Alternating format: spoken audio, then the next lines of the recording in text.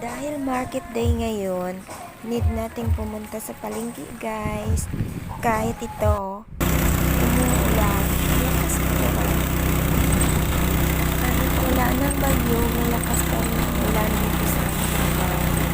Ayan, papunta na tayo sa market guys. Kaya 5 minutes na biyahe, market. Ang dami kong bibilhin ngayon. Pero bago ako pumunta ng market, dumaan muna ako sa may ATM machine. Yung ATM is makikita dito banda guys. So, sa may munisipyo ng aming lugar. Diyan yung makikita ang ATM, Land Bank. Kukuha muna tayo ng pera para meron tayong pamalingki ngayong Tuesday. Ayan guys, ang lakas pa rin ng ulan.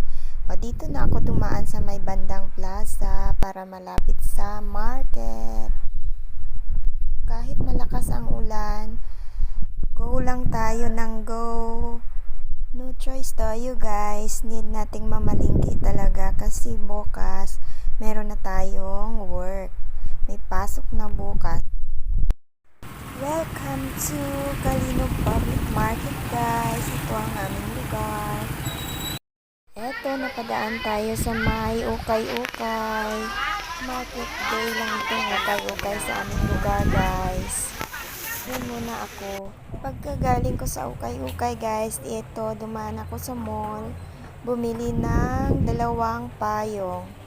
Isa para sa akin at isa para kay baby friend. Kasi palagi nang umulan dito sa amin ngayon. Kailangan may payong tayo lagi sa ating mga bag. Kasi hindi natin malalaman kung kailan darating ang ulan.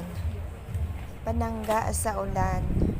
O kaya pumili na ako ng 2 payong. Eto guys, pili muna ako ng payong. Yung tig 200 lang yung pinili ko para makamura. Tipid. Di pa ako after nito. Bibili pa ako ng mga gulay at isda. Kaya pili lang ako ng tig 200 na umbrella. At ito na nga guys, medyo natagalan tayo ng pili ng ating umbrella. Ang dami kasing pagpipilian dito. O, tingnan nyo, ang daming payong dito. Hanap lang tayo ng medyo mura pero maganda yung quality. Meron pa ba yan dito? At ito na yung 2 kong napili guys. Ngayon, punta tayo ng palengke para mamalingki na tayo guys. Bibili tayo ng